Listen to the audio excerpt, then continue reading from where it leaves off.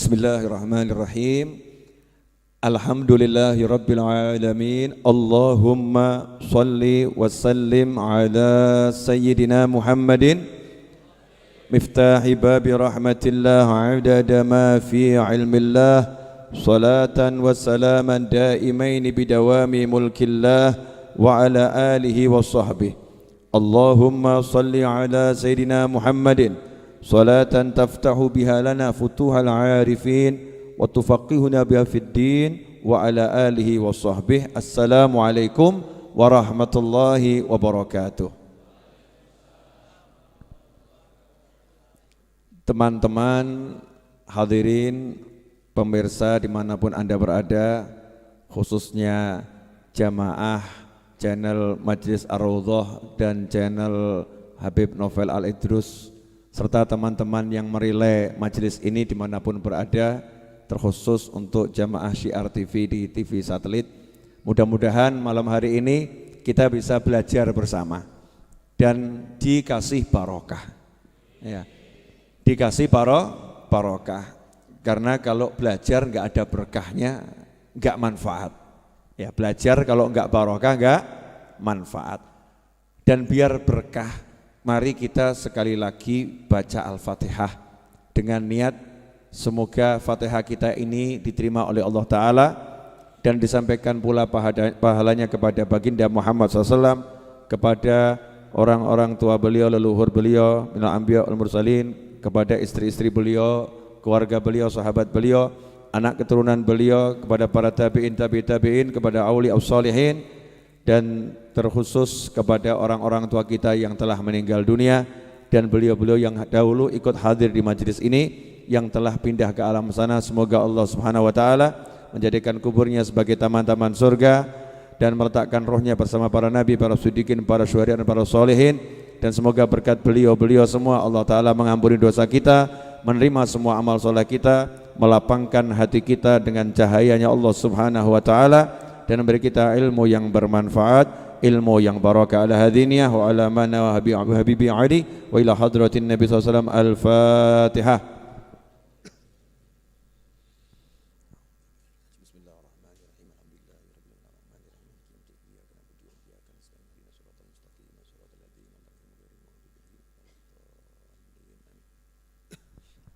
Alhamdulillah. Malam hari ini kita akan mengutip beberapa kalimat yang ada di kitab Irsyadul Mu'minin ila Sirati Sayyidil Mursalin wa man tabi'ahum minas sahabah wa tabi'in biqalam Kiai Muhammad Isom Hadik, merupakan salah satu keturunan Bahazim Asy'ari rahimahullah, yang ada dalam kumpulan kitab karya Hadratus Syekh ini. Ada kitab namanya Irsyadul Mu'minin. Nah, di kitab ini sebetulnya sudah diringkaskan sejarah dan akhlak-akhlak Nabi Muhammad SAW yang kalau umat Islam belajar sudah cukup sebetulnya, sudah cukup. Dan terkhusus buat warga NU, ini warga NU kalau mau belajar ini cukup nanti, cukup bisa memahami baginda Muhammad sallallahu alaihi wasallam. Nah, saya ambilkan beberapa contoh yang akan menjadi bahasan malam hari ini, biar barokah. Ya, biar barokah. Dikatakan di sini ada seorang ahli sastra, ya, ahli bahasa, namanya Mustafa Lutfi Al-Manfuluti. Itu dari Timur Tengah sana. Beliau mengatakan, la hajata bina ila tarikhi hayati falasifah al-Yunan. Ya, kita ini tidak butuh pada sejarah kehidupan filosof Yunani itu. Ya, tidak butuh kita. Wa hukama Iruman, dan para ahli hikmah Romawi enggak butuh. Wa ulama il-Afrans, ulama Perancis, ya.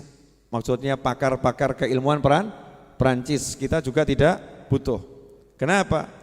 Faladaina fi tarikhina hayatun syarifah mamlu'atun bil jiddi wal amal was sabri wal thabat wal hubbi wal rahmah wal hikmah was siyasah was syarafil haqiqi wal insaniyatil kamilah wa hiya hayatu nabiyina Muhammadin sallallahu alaihi wasallam.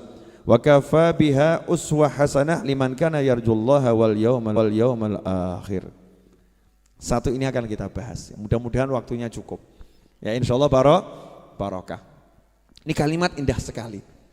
Kita itu tidak butuh kepada sejarah hidupnya orang lain. Maksudnya orang lain, kita sebetulnya enggak butuh kepada sejarah hidupnya orang pinter manapun. Ya kita enggak butuh. Bukan berarti kita tidak boleh mempelajari. Bukan berarti kita tidak boleh mempelajari kehidupan orang lain. Cuman terjadi fenomena yang aneh. Sejarah kehidupan tokoh-tokoh filsafat dipelajari. Apa itu?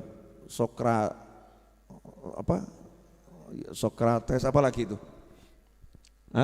Plato apa lagi? Napoleon, terserah siapa namanya. Alhamdulillah saya enggak pakai apal itu ya. Alhamdulillah enggak pakai apal.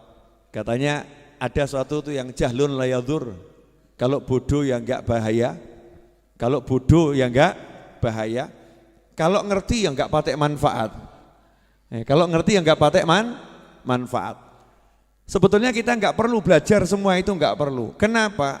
Karena di hadapan kita ada sejarah kehidupan satu manusia yang sejarah kehidupannya telah mencakup segala jenis ilmu yang dibutuhkan. Mau ilmu tentang kesungguhan ada di situ, ilmu tentang cinta ada di situ, ilmu tentang kasih sayang ada di situ, ilmu tentang sabar ada di situ, ilmu tentang apapun ada dalam sejarah kehidupan manusia yang satu ini. Siapa itu? Baginda Muhammad sallallahu alaihi wasallam. Makanya aneh kalau di diri Nabi Muhammad SAW sudah lengkap, justru kita enggak belajar tentang Rasulullah SAW, tapi kita belajar yang lain. Aneh atau enggak aneh? Aneh atau enggak aneh? Contoh, cara sukses ala Bill Gates. Lu aneh tuh ya. Kamu kok belajar cara sukses ala Bill Gates? Bukan enggak boleh, tapi buat kamu muslim ya enggak pantas toh ya.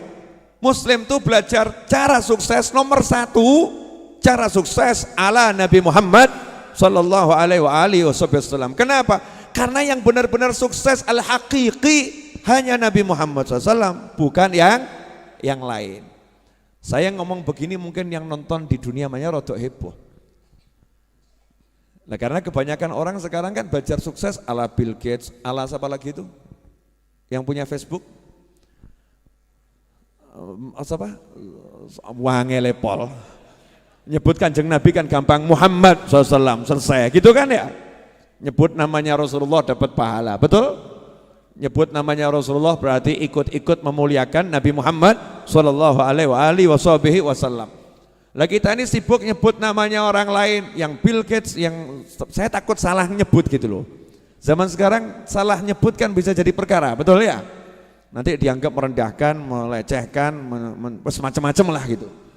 Ini namanya tokoh-tokoh yang terkenal di dunia saat ini. Terkenal dengan apa? Sugihnya, Masya Allah. Kalau bab sugih, Namrud itu sugih pol. Betul?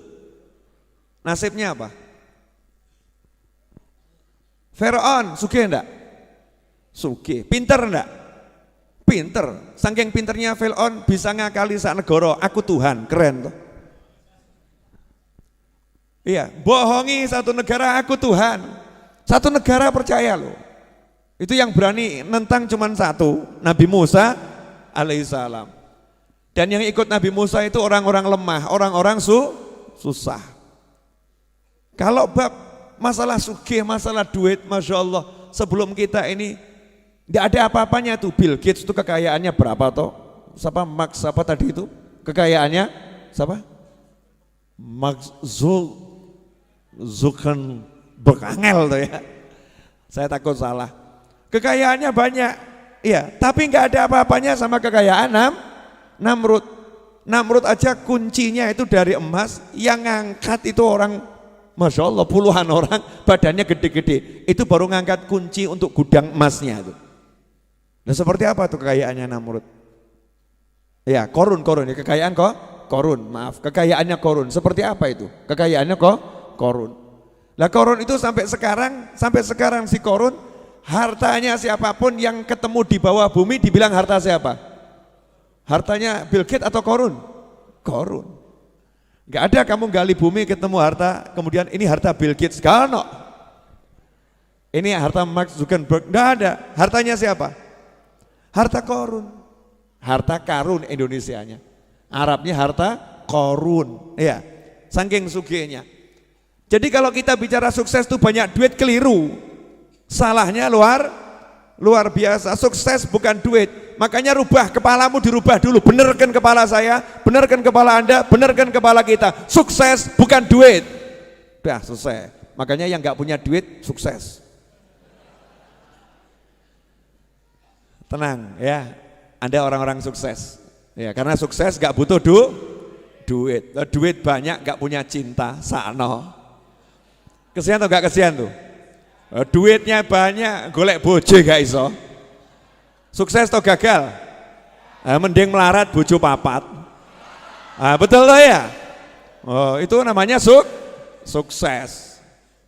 Ibu-ibu kok senyum-senyum kenapa? Mana yang lebih sukses Bu? Orang kaya nggak punya istri atau orang miskin istri 4? Orang kaya istri 4 tuh, Masya Allah. Ibu-ibu pengen jadi istrinya orang kaya. Bu, ya orang punya duit banyak tapi nggak punya pasangan hidup, sukses nggak itu? Ya menurut orang yang punya istri, kamu belum sukses. Betul loh, betul. Masya Allah, ganteng gak laku.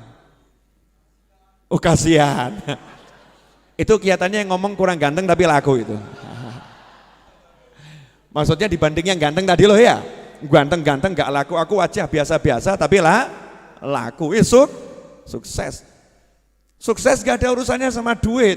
Gak ada urusannya sama duit. Punya duit tapi gak bisa ngapa-ngapain buat apa? Rugi toh ya, ruginya luar biasa. Makanya kamu harus merubah, saya harus merubah, kita harus merubah. Maaf kalau saya pakai kata, makanya kamu biar kelihatan dekat gitu ya. Makanya kamu biar kelihatan dekat. Bukan maksudnya saya menggurui, bukan. Ya, kita harus merubah kata sukses. Jangan mengambil orang lain selain Nabi Muhammad SAW sebagai tolok ukur. Jadi kalau kamu mau mengukur sukses, tolok ukurnya Nabi Muhammad SAW, sugih, pinter, bojo 100, tapi nggak punya syahadat, nggak sukses. Paham? Pinter, ya, pinter tapi nggak kenal Allah, sukses atau nggak sukses? Gagal paham. Pinter saja kok kenal Allah nggak bisa. Ya mending kita toh bodoh kenal Allah. Tuhanmu siapa? Allah, padahal bodoh, nggak lulus SD. Sukses itu. Lulus SD, lulus S3. Tuhanmu siapa? Nggak ada Tuhan itu. Gagal itu. Gagal total ya. Itu gagal total. Maka tolok ukur kita harus dibenarkan dulu. Tolok ukur dalam kehidupan ini adalah Nabi Muhammad sallallahu alaihi wasallam. Itu namanya uswatun hasanah. Tolok ukur yang bisa dicontoh. Makanya semakin sesuai cara Nabi, semakin sukses. Semakin tidak sesuai, semakin tidak sukses. Nah kalau kamu udah begitu, nanti kamu bisa bahagia. Saya bisa bahagia, kita bisa bahagia. Nah sekarang tidak, bahagia kita ini tolok ukur kebahagiaannya salah. Boleh saya ngasih gambaran yang lebih jelas, boleh? Boleh? Tapi enggak enak loh ini. Enggak apa-apa ya. Enggak apa-apa.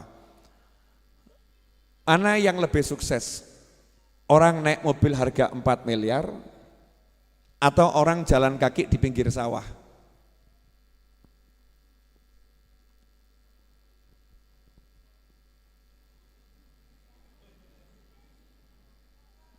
Bingung jawabnya. Mesti kita menganggap yang naik mobil harga 4 miliar ini sukses. Yang jalan kaki sano. Motor gak punya, sepeda gak punya, apalagi mobil. Kasihan dia. Jadi kita mengukur dengan ukuran apa ini? Kendaraannya mahal atau murah atau enggak punya kendaraan. Betul seperti itu. Nah ketika kita terbiasa ngukur seperti itu, makanya ketika kita enggak punya motor, bahagia atau susah? Susah. Susah. Karena tolok ukur kita salah. Kita ngukur bahagia itu dengan parameter yang keliru gitu loh. Parameternya keliru, tolok ukurnya keliru. Coba kalau tolok ukurnya Nabi Muhammad SAW, Masya Allah. Jalan kaki, ya jalan kaki. Nabi menceritakan dalam Al-Quran, Nabi Musa alaihissalam cari Nabi Khidir, cari guru, gak naik kuda. Nabi Musa cari guru, gak naik mobil harga 4 miliar. Sekarang jenengan cari guru datang ke Majelis Ar-Raudhah, Masya Allah, naik motor, naik mobil, betul. Ada yang naik pesawat, serius, terbang dari Jakarta, ya. Terus dari bandara naik mobil, itu naik pesawat. Ada lagi yang naik kereta api, datang dari Bandung, ya naik kereta api, dari Surabaya naik kereta api, dari Yogyakarta naik Pramek, murah, meriah, cepat. Betul kan ya?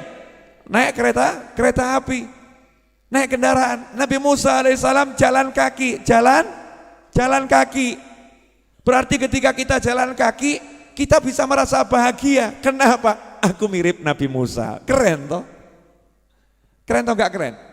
Keren, tapi yo jombok niati. Kurang kerjaan. Habib, insya Allah Jumat 22 November Maulid Akbar Majelis Ar-Raudhah. Sudah tahu semua kan? Jumat depan, sudah tahu? Ya ini iklan sekalian ya. Jumat depan insya Allah Maulid Akbar Majelis Ar-Raudhah jam 8 seperti biasanya ba'dal isya. Saya warga Jepara niat hadir Habib, saya akan mencetak rekor jalan kaki dari Jepara sampai Solo, niru Nabi Musa. Kurang kerjaan. Itu namanya kurang kerjaan kan, namanya menyiksa diri. Nabi Musa saat itu memang gak ada kendaraan selain kaki, menyusuri tepi sungai, pantai, tepi pantai, nyusuri tepi pantai, jalan kaki, tapi seneng. Makanya ketika kita lihat orang jalan kaki, jangan kita katakan dia tidak sukses, jangan ngomong dia tidak sukses. Ada orang di pinggir jalan nongkrong, nganggur, sukses atau gagal? Mulai rawanin jawab. Ditanya, Mas gak kerja? Enggak. Usia berapa? 50. Kok gak kerja kenapa? Buang-buang waktu. Maksudnya? Lah ngapain saya kerja dari pagi sampai sore cuma dibayar 40.000. Mendingan saya nongkrong di sini, hidup bahagia. Nah nanti anak istri makan apa? Kamu jangan remehkan saya, anak saya ini rektor di universitas sana. Masya Allah. Memang saya pengangguran, tapi saya mencetak anak-anak yang luar biasa. Ini berarti dia sukses atau gagal? Loh, betapa cepat kamu berubah. Betapa cepat kamu berubah. Sebentar bilang gagal, sebentar bilang sukses. Berarti kan gak punya tolok ukur yang jelas. Gak punya tolok ukur yang jelas. Jangan mau kamu dikasih tolok ukur sukses bahagia dengan tolok ukurnya kufar, dengan tolok ukurnya orang-orang yang gak iman sama Allah dan Nabi Muhammad SAW. Silahkan orang lain pakai tolok ukurnya, silahkan. Kita Muslim, kita punya tolok ukur sendiri. Siapa dan apa tolok ukur kita? Tolok ukur kita adalah baginda Muhammad Sallallahu Alaihi Wasallam. Jadi tolok ukurnya Rasulullah SAW. Enak. Contoh, sebagai suami saya ini sukses atau gagal ya. Tolok ukurnya Nabi Muhammad SAW. Nabi itu suami yang paling sukses di jagat raya. Istri 11 loh total. Istri 11. Yang hidup bersama sampai Nabi meninggal 9 ya. Yang 2 kan meninggal duluan. 9 yang hidup bersama. 9 istri kamarnya jejer-jejer, akur. Lah kamu satu aja ruwet tiap hari.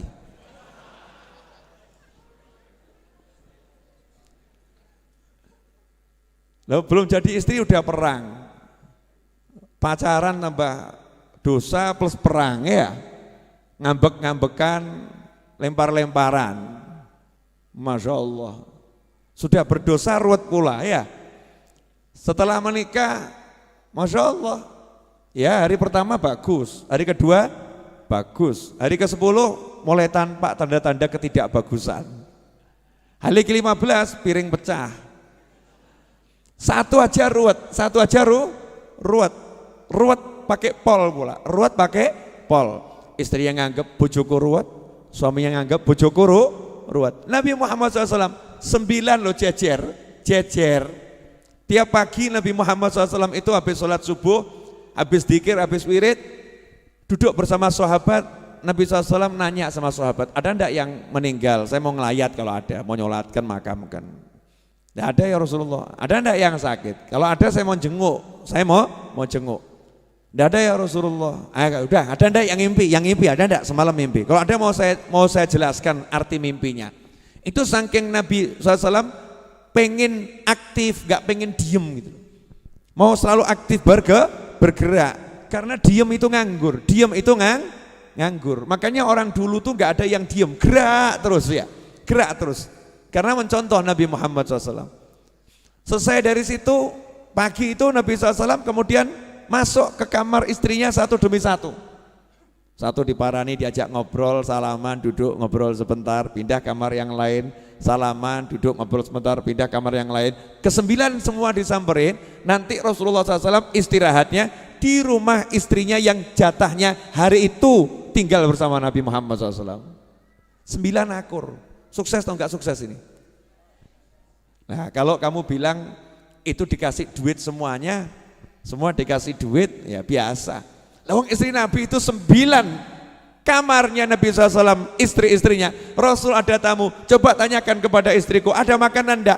Sahabat setelah keliling ke 9 kamar istri Nabi Muhammad SAW, balik mengatakan, tidak ada ya Rasulullah. Ada minuman enggak? Tidak ada kecuali air. Masya Allah. Dijak melarat siap. Lah bojomu? Sepuranipun engkang kathah. Istrimu gimana kira-kira? Suamimu kadang diajak hidup susah, tambah kemudian ngomong, duluku aku tuh hidup bahagia, kerjaanku bagus. Kenapa ya Dik, setelah menikah sama kamu kok aku bangkrut? Kelihatannya kamu tuh membawa nasib buruk bagiku. Kan kurang ajar tuh ya. Ini suami cap apa ini? 9 istri Nabi Muhammad SAW diajak hidup susah, nggak ada yang bahas duit. Lah rumah tangga zaman sekarang tuh kok yang dibahas duit, bahkan ada perjanjian pranikah kebanyakan urusan duit. Betul. Nah karena tolok ukurnya lain. Sukses jadi suami, contoh Nabi Muhammad SAW. Sukses jadi istri, contoh istri-istri Nabi Muhammad sallallahu alaihi wasallam. Oh ibu-ibu enggak berani nyontoh istri Rasulullah, enggak berani. Ora wani. Tak jamin ora wani. Ha. Katanya di samping saya, Bu, 1-0. Emang pertandingan. Bu, berani mencontoh istri Nabi? Jawabannya nyontoh yang mana dulu Beb begitu ya. Ya contoh semuanya. Mencontoh itu ya semuanya. Semakin mirip semakin bagus. Istri yang sukses istri Nabi Muhammad SAW. Suami yang sukses adalah Nabi Muhammad SAW. Ayah yang sukses adalah Rasulullah SAW. Coba lihat nih dari sisi ayah nih. Tolok ukur ayah. Nabi Muhammad SAW dalam satu riwayat yang disebutkan dalam kitab An-Nawadir. Nabi Muhammad SAW main ke rumah putrinya Fatimah Zahra radhiyallahu ta'ala anha. Nabi kalau main ke rumah putrinya itu selalu cium kening putrinya cium kening Nabi Muhammad SAW. Orang tua mana sekarang nih yang ketemu cium-ciuman kening? Sudah menikah, udah punya anak loh nih ya. Udah menikah, udah punya anak. Ketemu masih kecup kening. Yang satu juga mengecup kening. Mesra ini, anak sama orang orang tua. Kemudian Nabi nanya kepada Fatimah Zahra radhiyallahu taala anha, mana Hasan dan Husain, mana buah hatiku? Dijawab, lagi di belakang, ya tidur. Sudah 2 hari belum makan, kata Fatimah Zahra. 2 hari belum makan. Maka Nabi Muhammad SAW mengatakan, jangan bersedih, bapakmu sudah 3 hari juga belum makan. Nih, tunjukkan batu diganjelkan di ulu hati diikat. Nah itu ilmu, kalau jenengan lapar nanti ulu hati tekan, ojo banter-banter tapi ya. Tekan dikit, nah itu ngilangkan apa namanya, lapar itu. Ya itulah apa, ngapusi bujui weteng. Namanya ilmu bujui weteng. Apa namanya? Bujui weteng, itu bahasa Jawa Timur kan, bujui itu ya. Bohongin perut. Ya, bohongin perut. Nah, dikira dapat makanan, ternyata tekanan. Ya dikira makanan, ternyata tekanan, teken gitu lah. Kalau tekan sebentar kan dicolkan nanti lapar lagi. Makanya biar tekanannya lama nggak hilang-hilang, diikat. Itu teknik menghilangkan lapar ala Nabi Muhammad SAW. Ngirit saudara-saudara. Bisa dipraktekkan bagi yang pengen tidak makan 3 hari. Ya, bab 1 ini jangan praktek ya, maneman.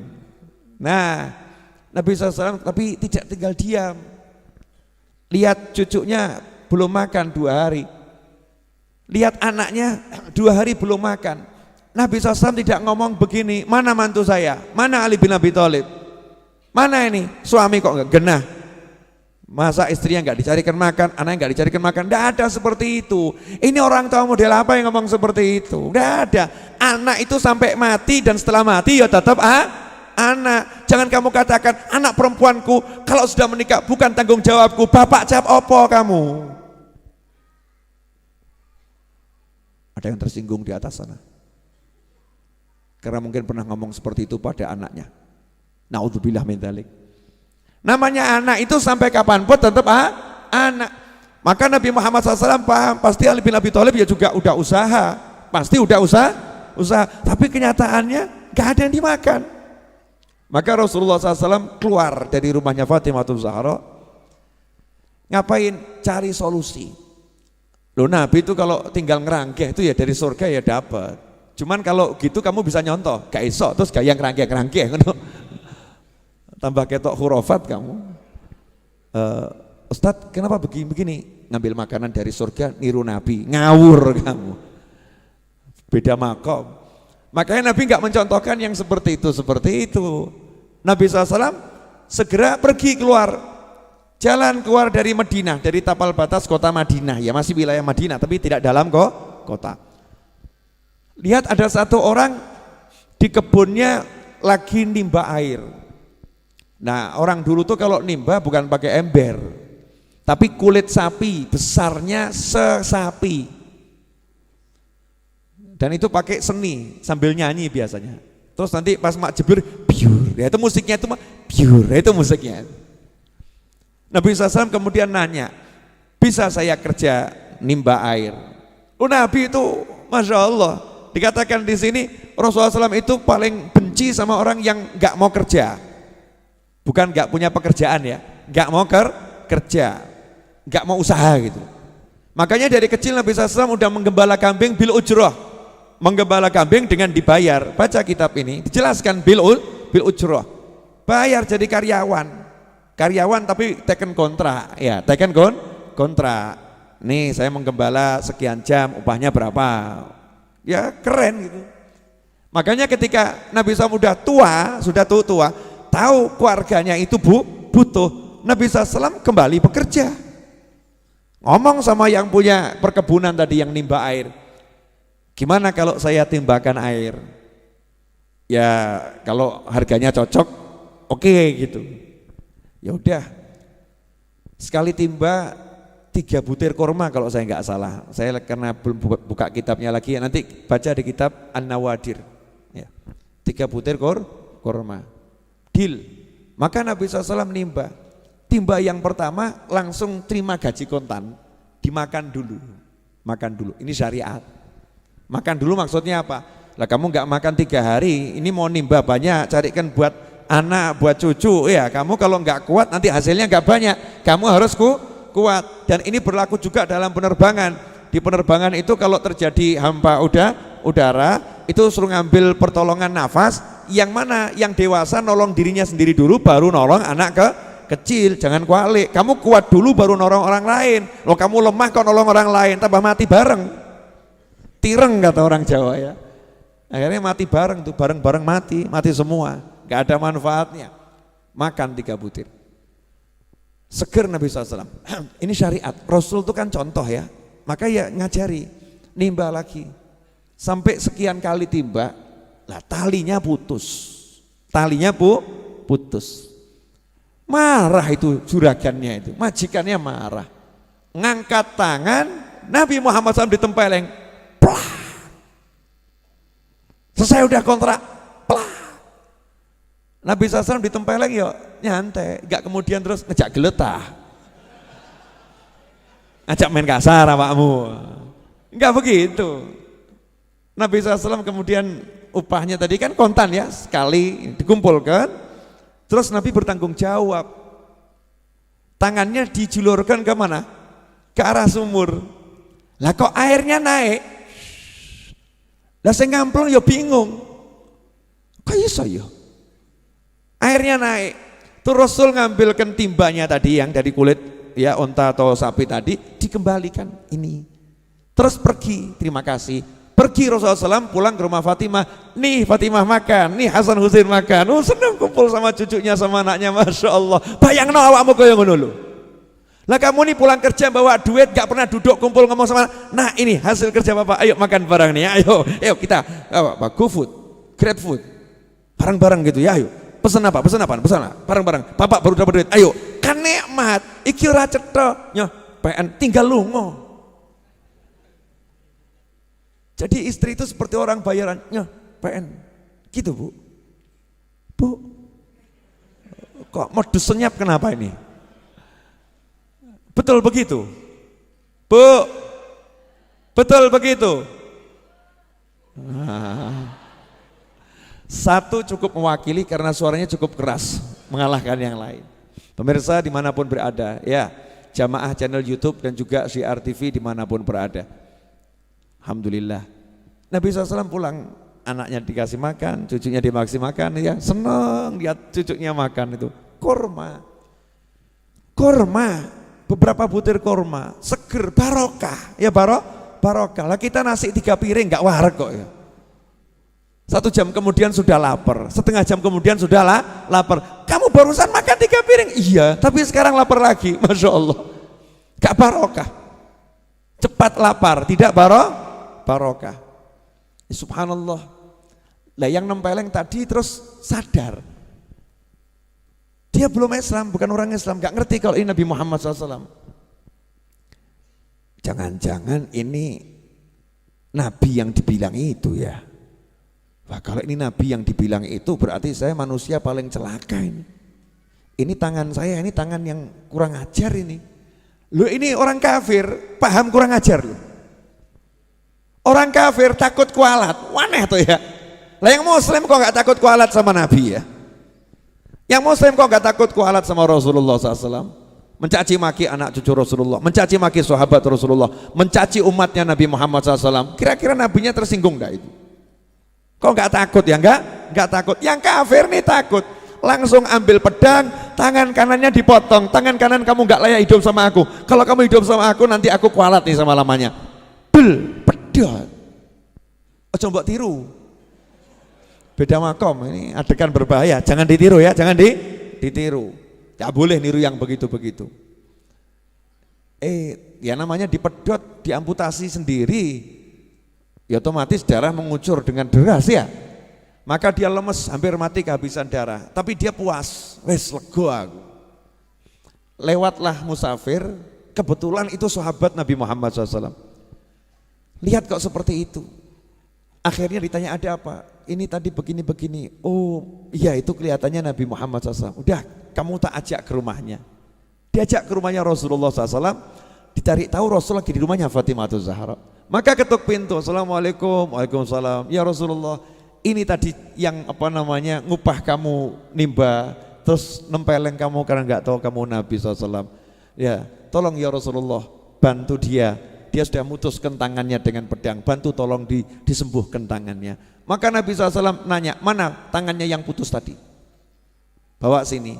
Sama Rasul ditempelkan, ditutupi kain, kayak sulap gitu ya, ditutupi kain. Setelah ditutupi kain, sama Rasul cuma diusap atasnya, dibuka, utuh, lebih bagus dari yang kiri. Kamu jangan coba-coba. Kanjeng Nabi tolong sambung, ya pedot terus mati awakmu. Mujizat itu munculnya sewaktu nggak bisa direkayasa.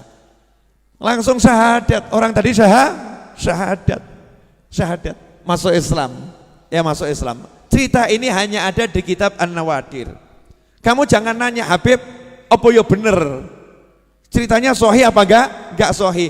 Lawang Star Trek aja kamu enggak sahih, jelas enggak sahih. Rekayasa awakmu seneng kok mbok tonton kok. Betul tak betul? Sinetron kena itu cerita bohong direkayasa tiap hari kamu lihat kok ya. Betul tak betul? Kamu ambil pelajaran dari sinetron, bahkan sinetron yang enggak jelas, kamu ambil pelajaran. Star Trek, Star Wars, kamu ambil pelajaran. Ini ilmunya ulama. Dan ini tentang kebesaran Nabi Muhammad SAW, dan itu tidak ada yang mustahil buat Nabi Muhammad SAW dengan izin Allah Subhanahu wa ta'ala. Wong Nabi Isa aja menghidupkan yang mati biiznillah, itu kelasnya Nabi Isa. Rasulullah di atas Nabi Isa alaihissalam, tanpa kita merendahkan Nabi Isa. Mestinya kita ya seneng. Di kitab An-Nawadir, namanya juga An-Nawadir. An-Nawadir itu jamaknya nadir. Nadir itu apa? Hal-hal yang hampir-hampir tidak pernah ditemukan di tempat lain. Longko. Ya langka. Saya waktu menceramahkan ini di Masjid Ar-Riyad dulu waktu saya masih anak-anak. Sekarang kan saya masih muda. Ya, dulu berarti masih anak-anak. Daripada menua-nuakan diri sendiri, lebih baik kan memudah-mudahkan diri sendiri. Salah satu guru saya di pondok malam Jumat Legi itu. Kalau malam Jumat Legi Ustadz Qasim Baharun, Ustadz Qasim Baharun itu hadir ke Masjid Riyad. Terus selesai saya ceramah, kemudian saya sudah pulang ke rumah, nanya sama Habib Anis. Itu tadi novel ceramah itu sumbernya dari mana itu? Saya kok nggak pernah dengar. Katanya Habib Anis, novel itu kalau ceramah pasti ada sumbernya. Kalau nggak ada sumbernya nggak mungkin diceramahkan. Tanya aja sama novel. Akhirnya Habib Qasim Baharun almarhum rahimahullah, adiknya Ustadz Hasan Baharun Abuya yang juga holnya guru saya di Dalwa lagi di Holi. Ini berangkat ke rumah saya yang masih di rumah depan Kelurahan Semanggi. Ini lihat namanya ulama kalau cari ilmu, guru saya loh, ini guru saya ini. Ini salah satu guru saya, marani saya, muridnya diparani, bukan muridnya ditelepon, Novel, kamu sini, saya butuh kamu. Gak kayak awakmu. Yai saya butuh, tolong mampir ke rumah saya. Kurang ajar tuh. Masya Allah.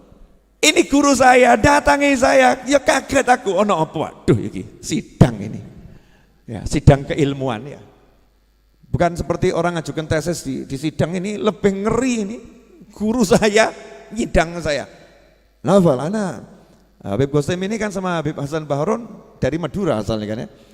Dengan gaya Habib Maduranya ya. Ajabnya ceramah antum kemarin. Antum ngomongnya, antum loh. Murid ini dicelok antum, Masya Allah. Mestinya aku ngomongnya ceramahmu deh. Mestinya gitu ya. Ini tidak, gan. Bukan tapi gan gitu loh ya. Antum, kalimat penghormatan, lihat nih adabnya orang-orang soleh. Semakin begitu semakin tampak solehnya, semakin tampak hebatnya, semakin tampak ilmunya, semakin tampak luar biasanya. Demi ilmu orang itu ya mau nyari. Tadi malam ceramah itu dari mana itu? Kisah ini tadi dari mana? Saya jawab, dari kitab yang antum bacakan ke anak dulu waktu di pondok. Antum kan biasa ceramahnya ngajarnya kitab itu. Kitab apa? An-Nawadir. Ada di situ. Iya. Lah kok enggak baca anak ya? Kelewatan rupanya. Ya, terlewatkan. Tak ambilkan kitabnya. Ini Ustaz. Masya Allah. Ajib, kok bisa nah ya lupa. Gak lihat yang satu ini ya, ajib. Padahal tuh tiap hari dia diajarkan itu. Nah itu rupanya cuman memang dibuat lupa sama Allah Ta'ala. Biar apa? Biar main ke rumah saya. Sehingga rumah saya dapat barokah. Ya dapat barokah. Didatangi orang soleh. Paham maksud saya enggak? Saya ngomong begini itu jawab ini loh yang nonton di TV ini loh.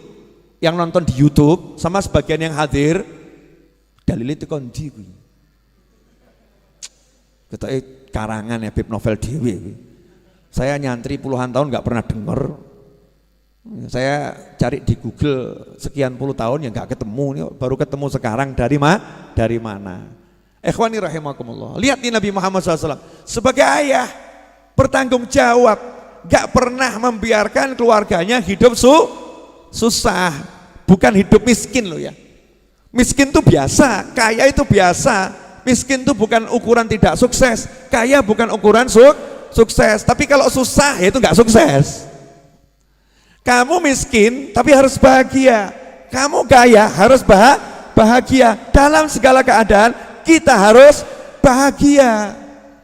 Harus bahagia. Nabi SAW tidak mau keluarganya susah. Gak mau susah. Maka beliau berupaya. Gimana ini caranya saya menjadi ayah yang bertanggung jawab. Sampai di sini jelas? Jadi tolok ukur kita selama ini benar apa salah dalam hidup? Jujur. Salah. Makanya hidupnya banyak ruwet atau banyak ruwet ya. Karena ukurannya salah. Jadi hidupnya ruwet.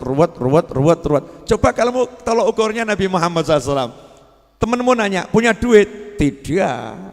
Loh kamu bahagia? Cuma duit. Masa duit buat saya mumet? Itu bukan murid Habib Novel. Mumet kok bab duit. Betapa rendahnya diriku. Bisa dibuat pusing sama duit. Biar duit yang pusing sama aku. Kok bisa? Nyatanya aku nggak punya duit. Ya aku nggak pusing, ya duitnya yang pusing. Kenapa dia nggak pusing? Sementara yang lain pusing. Nah ketika kita udah cuek sama duit, maka duitnya akan mengejar kita. Ini ilmu saudara-saudara. Kemarin udah saya jelaskan toh? Belum? Lah saya jelaskan di mana ya? Saya tiap hari keliling soalnya, jadi ya lupa. Belum saya jelaskan di sini. Cara menggait duit belum? Masa sih? Belum? Oke. Belajar dari ibu-ibu yang cantik. Monggo diunjuk. Ini ilmu mahal, iklan dulu ya. Jangan lupa Jumat 22 November, Jumat depan Maulid Akbar Majelis Ar-Raudhah. Yang enggak hadir tak coret. Ya masuk hadir di YouTube, hadir di Facebook ya. Gitu aja tidak mau. Niat hadir juga enggak mau kok ya kebangetan toh ya, kebangetan. Niat hadir ya. Bismillahirrahmanirrahim. Monggo diunjuk. Alhamdulillah.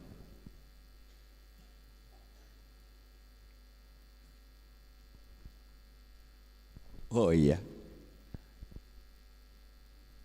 Anak saya namanya Ali Abdul Qadir ini ngungkuli bapaknya kalau dandan. Parfum 3 liter. Sekelimis. Kata dia, Ali itu Abu ya super bersih, super wangi. Kalau jalan, bapaknya langsung, waduh wangi ini pol. Masya Allah la quwata illa billah. Alhamdulillah. Iklan selesai. Itu loh. Nah, saya kan lihat TV-nya tadi iklan selesai. Mas Seto jangan lupa kasih tulisan yang mau pesan buku, iklan sekalian, buku baru itu tampilkan itu. Mas Rio, Mas Seto diajari itu. Mungkin masih awam. Lanjut boleh? Gini loh, Bu. Biasanya perempuan kalau cantik jual mahal atau jual murah? Jual mahal, betul. Biasanya mengejar atau minta dikejar. Ini yang ngomong ibu-ibu loh ya, bukan kalian ya. Berdasarkan jawaban ibu-ibu yang ada di lantai atas Majelis Ar-Raudhah, perempuan kalau cantik jual mahal. Perempuan kalau cantik maka dia suka dikejar. Betul? Perempuan cantik punya pangkat. Nengrat. Jual mahal atau mahal sekali? Sangat mahal.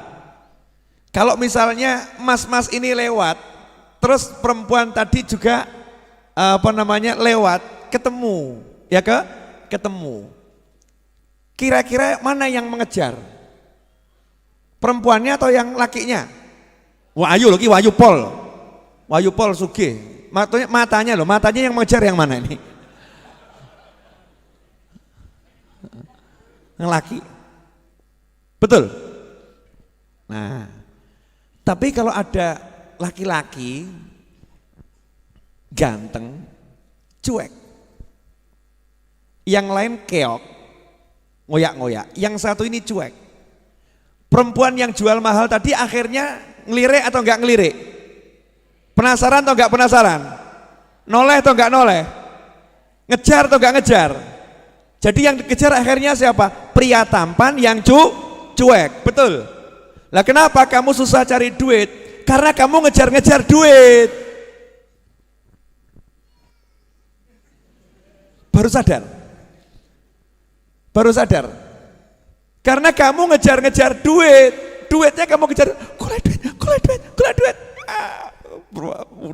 Duitnya ibarat perempuan tuh ngibaskan jariknya atau ngibaskan roknya. Ikuti aku, gawe mumet. Oyak rono luput, luput. Sementara para ulama, kiai, habaib santai. Ngapa duit? Ya, ben koyak aku. Masya Allah, duitnya bingung. Iki menungso apa-apa iki? Yang lain ngejar-ngejar aku. Kenapa dia cuek? Akhirnya duitnya mulai menawarkan diri. Wah, ngirimi satu persatu duitnya nih, godaan-godaannya. Tetap cuek. Bahkan sak gembel seperti yang lagi ditangkap sama KPK suruh mengembalikan uangnya itu ya. 477 miliar duitnya 477 berapa angkanya? Coba dicek di Google, saya takut salah. Terus pokoknya hampir 500 miliar itu kan ya. Wakeh itu duit kabeh kertas sih. Wakeh itu. Misalnya itu ditaruh depannya kiai sama Habib, ya gak ditoleh. Kertas. Coba awakmu, duit. Betul. Duit, uang. Lah karena diri kita ini mengejar duit, duitnya lari. Kamu ngejar ceweknya lari, bahkan gila. Seperti gila. Ceweknya gila, welek ngoyak-ngoyak gila. Lah kalau ada yang ganteng duduk manis, ceweknya bingung. Aku kok ora ditoleh yo. Akhirnya berusaha mendekat. Habib Novel ya. Iya. Omong contoh. Saya kalau ngasih contoh yang lain kan keliru gitu ya. Mosok misalnya saya ngasih contoh Habib saya dicedai cewek kan ya keliru gitu. Saya bisa dimarahin orang banyak, betul ya? No bab elek-elek ben awakku dhewe, paham? Kalau yang bagus-bagus contohnya orang lain. Kalau bab jelek-jelek biar saya. Habib Novel ya? Iya, sok meneng wae.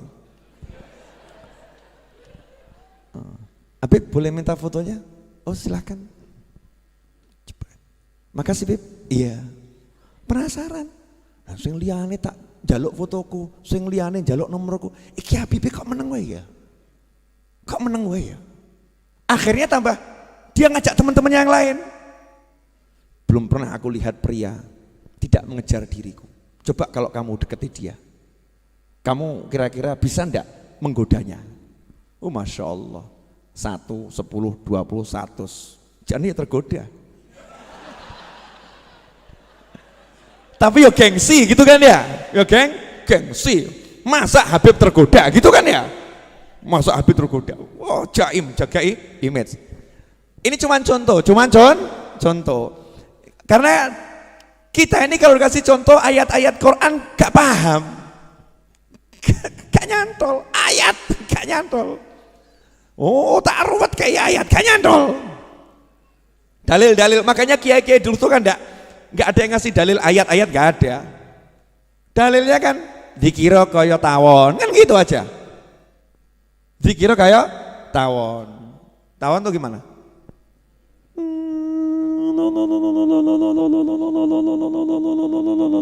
Zikir kayak tawon, gak mandek-mandek.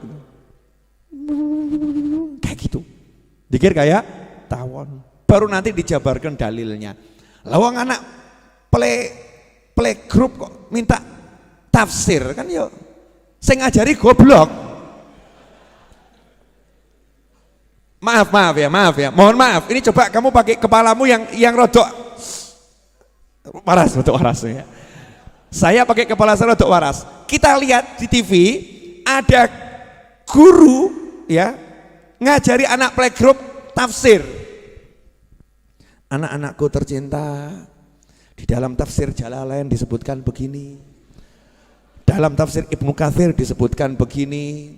Dalam tafsir Qurtubi disebutkan begini. Kamu yang nonton nganggep guru ini pinter atau stres? Pinter atau stres? Nanya pinter atau stres? Lah kamu saya menurut para kiai para habaib tempo dulu kelasnya playgroup, makanya gak dikai tafsir dalil. Paham? Nah kalau yang dulu aja dianggap playgroup, apalagi yang sekarang? Apalagi yang sekarang mubazir menyampaikan ayat-ayat, hadis-hadis kepada bukan ahlinya, itu tabzir waktu, buang-buang waktu. Makanya Nabi SAW ketika datang Badui, wah ini balik. Sebentar, datang Badui, nanti aja itu, nanti belok. Ingatkan saya ya, datang Badui. Nabi ketika datang Badui, oke selesai. Kata kunci ya, Nabi didatangi Badui. Ingatkan saya loh. Orang bawa elekna lali aku. Kita lanjutkan tadi. Jadi cewek, kalau kamu kejar lari, jual mahal, betul? Laki-laki ganteng, kamu sebagai perempuan ngejar, dia juga gengsi, jual mahal. Tapi kalau kamu biasa-biasa saja, dia penasaran. Begitulah dunia mempermainkan manusia, begitulah duit mempermainkan manusia. Begitu manusianya cuek, duitnya aku cukuan. Paham enggak? Jujur atau jujur? Kenapa kamu ruwet cari duit? Mestilah urusannya kuwi. Gak cuek sama duit, gak cuek. Saya itu belajar cuek sama duit sejak kecil, belajar sampai sekarang belajar terus, terus. Makanya saya kalau naruh uang itu semau-mau saya, geletak no kono, geletak no gini ya, cuek sama duit, cuek, geletakkan sana, geletakkan sini. Sampai suatu saat saya nggak punya duit. Loh ini mau cerita boleh enggak nih? Oh coba guyoni sih. Gak punya duit, Sabtu mau gajian tukang, gak punya duit, bener-bener bisa dikatakan nol, gak punya duit. Biasa Kang Wahid laporan, Beb gajian tukang hari ini 25 juta. Siap. Sore atau Wahid? Iya. Padahal jam loro gitu. Gak ada duit. Ya subhanallah itu hati saya tuh ngasih tahu. Yang ngasih tahu, nyari barang tertentu yang saya cari, flash disk atau apa gitu ya, saya cari di tas koper ransel saya cari di ransel saya. Oh biasanya flash disk saya bawa keluar kota, di ransel saya cari. Begitu saya cari kok ada kresek, begitu ada kresek saya buka, uang 40 juta. Aku langsung yo alhamdulillah gitu kan. Terus tak takoki duit tekon dia awakmu. Kan ya gitu toh ya. Duitnya jawab, Habib lupa ya. Dulu waktu Habib dakwah ke Kalimantan, Habib kan bawa buku sekian ratus, terus bukunya dijual, bukunya laku. Nah uangnya kan kamu campur sama baju-baju kotor, kamu lupa, nggak dibuka sampai hari ini. Tolong sasi kira-kira lali aku. 40 yuto ki lali, jalno awakmu.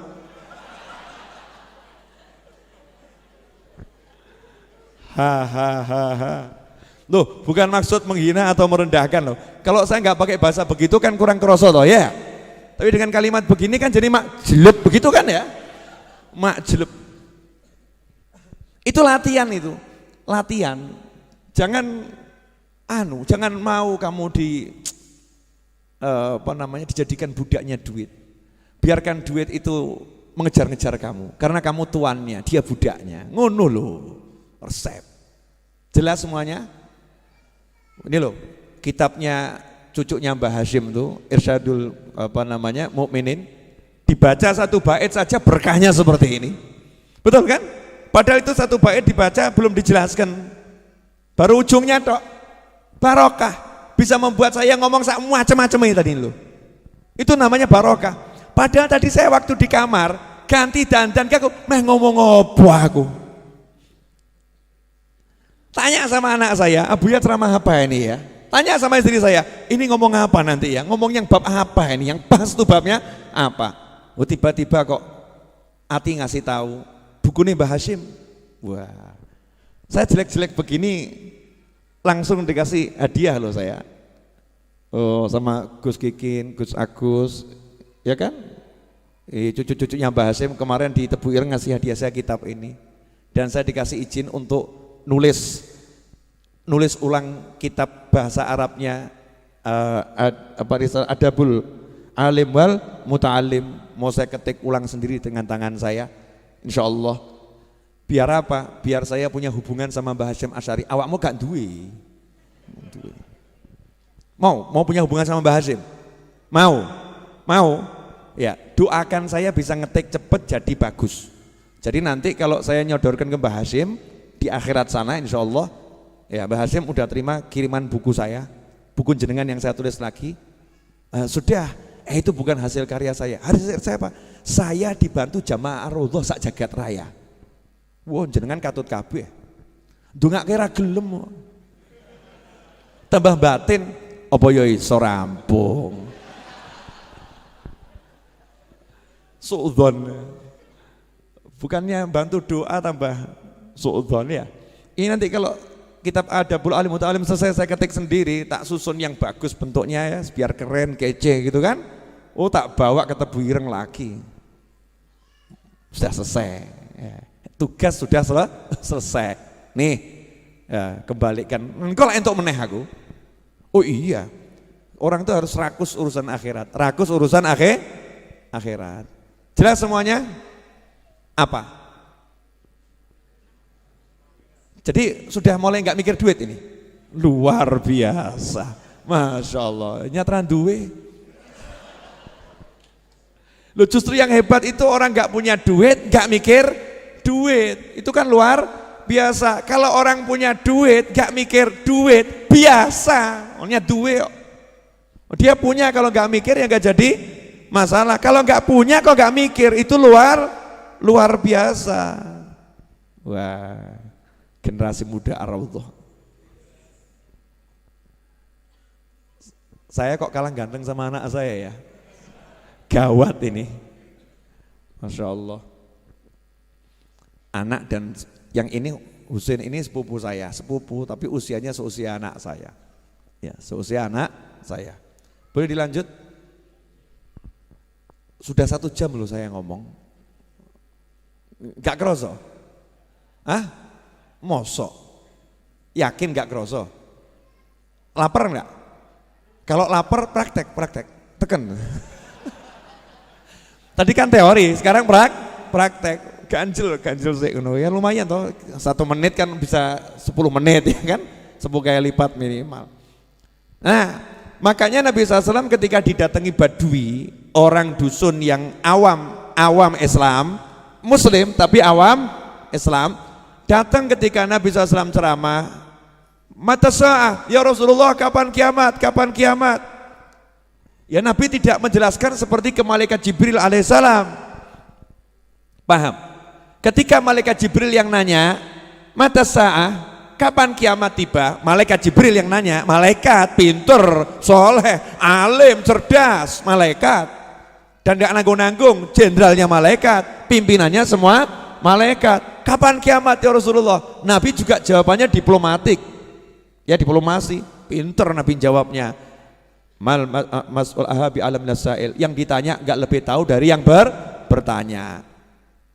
Jawabannya begitu, tapi tak kasih tahu ya ciri-cirinya kiamat kalau udah mau tiba. Disebutkan, mau tahu, baca buku terbaru saya, Telaah Hikmah 40 Hadits Arba'in Nawawiyah. Ada di situ, udah saya jelaskan panjang dan lebar. Modal 100.000 beli di sini, 120.000 termasuk ongkos kirim Pulau Jawa seluruhnya.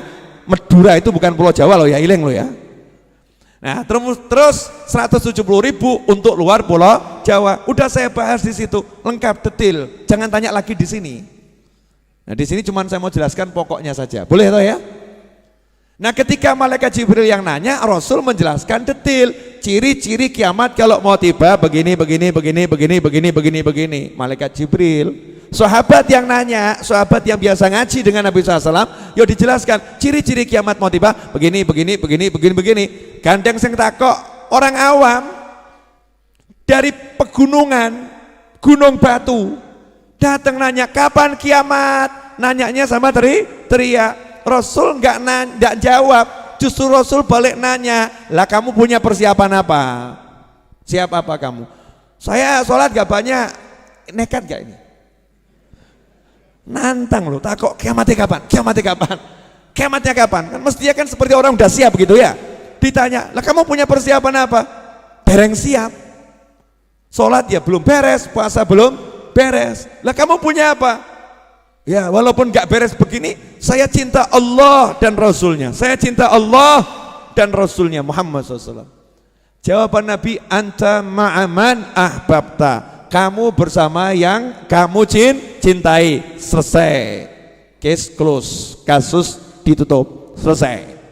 Berarti urusannya apa? Nanya kiamat justru dapat Nabi. Nanya kiamat justru dapat Nabi. Karena kalau orang ini diterangkan detail, justru nggak dapat Nabi, paham ya?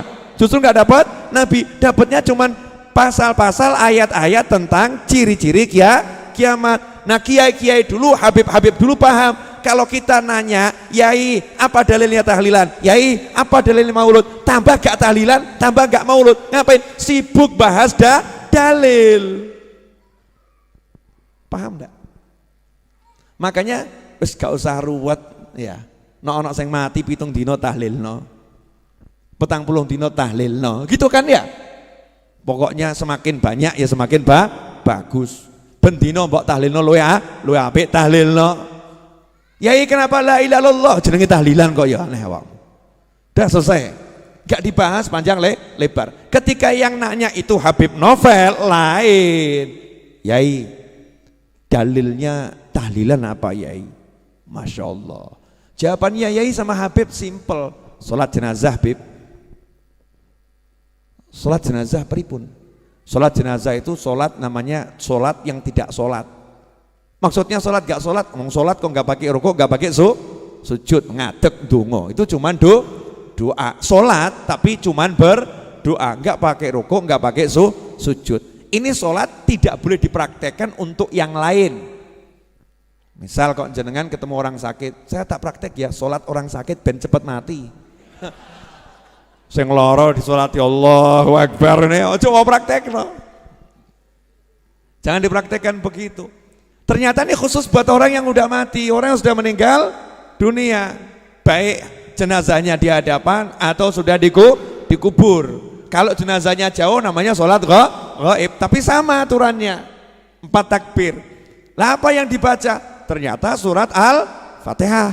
Kemudian sholawat. Kemudian yang dibaca adalah apalagi doa, mendoakan mayit. Lah itu yang dipakai dalil tahlilan. Tahlilan itu apa? Ya mesti isinya Al-Fatihah, Yasin, yaitu Al-Quran. Kemudian isinya sholawat, itu bagian dari zikir. Dilanjut sholawat dan zikir-zikir yang lain, tasbih, tahlil, yang diperbanyak kalimat tahlil. Kenapa? Afdhalu dzikri fa'lam annahu la ilaha illallah. Kemudian setelah itu ujung-ujungnya baru mendoakan yang meninggal dunia dan mendoakan yang masih hidup. Betul enggak? Sholat jenazah begitu kan? Lah ya, sholat jenazah dibawa dalam kehidupan, itulah tahlilan. Beb, sepanjang saya belajar kok nggak pernah ketemu dalil yang seperti ini. Lah kamu nggak ketemu kiai, kamu ketemunya buku, ketemunya artikel, ketemunya share-sharean, beda bro, lain. Kalau ketemu kiai ada 1000 dalil, ada 1000 dalil untuk tahlilan. Ikhwani rahimakumullah, alhamdulillah 10:12 menit. Pertandingan tampaknya harus segera diakhiri karena amunisi udah habis. Ya, pertandingan harus diakhiri sekarang. Jelas enggak? apa yang diajarkan malam hari ini?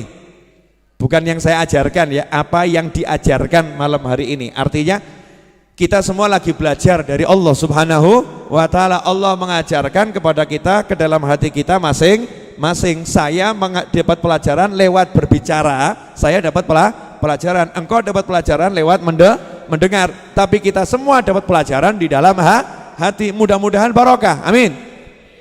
Nah, garis bawahi ya. Satu, gak usah cari contoh yang lain. Walaupun orangnya bisa mabur, bisa kemana-mana, bisa nembus tembok ditembus ya. Nggak usah kamu urus. Belajar saja dari Nabi Muhammad SAW. Selesai. Belajar dari Rasulullah SAW. Contoh Rasulullah SAW. Tolok ukur bahagia nggak bahagia, Nabi Muhammad SAW. Tolok ukur sukses nggak sukses, Nabi Muhammad SAW. Tolok ukur apapun, Nabi Muhammad SAW. Selesai. Hidup kita akan nikmat. Yang kedua, urusan duit. Kenapa banyak orang susah cari duit? Karena dia masih mau cari. Nah, terus maksudnya gimana? Ya kamu kerja tapi nggak usah cari duit. Kerja, jangan cari duit. Nikmati pekerjaanmu. Sampai duitnya yang bingung sama kamu. Duitnya akan bingung sama kamu. Kenapa? Karena kamu cuek. Cuek itu hukum alam. Kalau kamu cuek, kamu akan dikejar. Kalau kamu mengejar, kamu akan ditinggal. Wah, ini kelihatannya upgrade status bagus nih. Catat ya. Aku selalu yuk, piye mau? Gimana? Kalau kamu mengejar, kamu akan ditinggal. Kalau kamu cuek, kamu akan dikejar. Betul begitu? Wah, jangan diterapkan untuk perempuan loh ya, jangan. Ini untuk duit, untuk duit. Makanya biasanya itu suami kalau dimarahin sama istri, terus suaminya dia nggak balas, biasanya balas toh. Terus diseneni karo bojone meneng tok.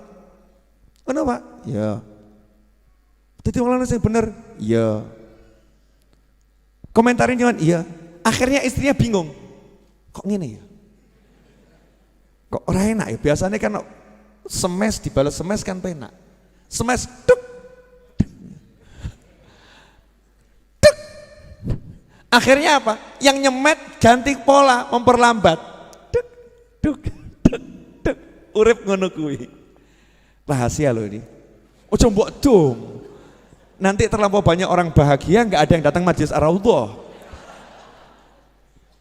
Ikhwani rahimakumullah. Alhamdulillah. Wong saya ini duduk gini aja bahagianya luar biasa. Enggak cedol toh. Ini kan begini kan bahagia tuh bingung enggak itu? Ngene kok bahagia. Itu ya apa? Kemeringet. Ya kan? Kemeringet. Ya, dipaksa sama teman-teman suruh dandan. Oh, malam ini agak berbeda. Saya punya gaya baru pakai jaket putih. Saya keliling Indonesia nyari itu nggak dapat. Ya susah cari jaket putih. Saking mahalnya warna putih. No ireng akeh. Ya biru akeh. Putih itu susah. Pantas nggak pakai jaket begini? Memang saya pantesan. Alhamdulillah, masya Allah. Insya Allah barokah ya.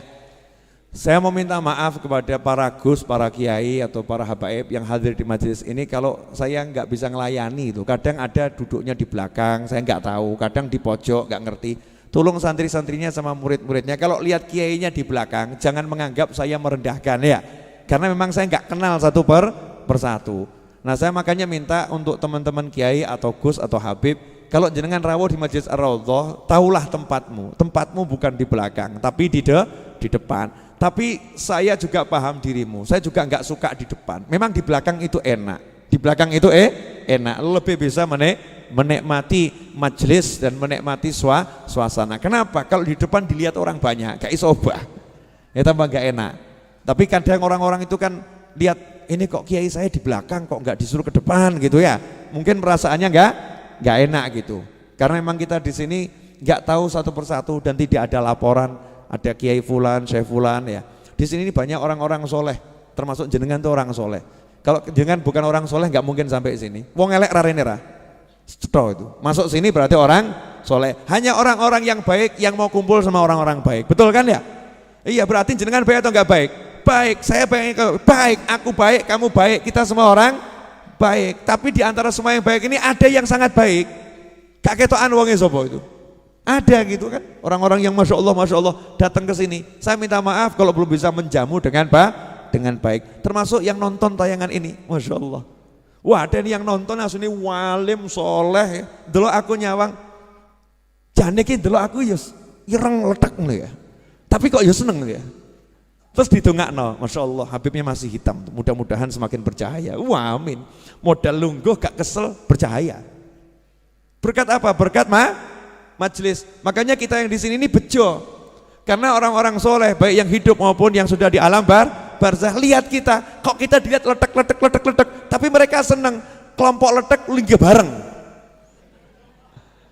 Iya, orang letek kotor mau kumpul bersama cari yang baik, sama mereka langsung didusi kabeh, siram pure.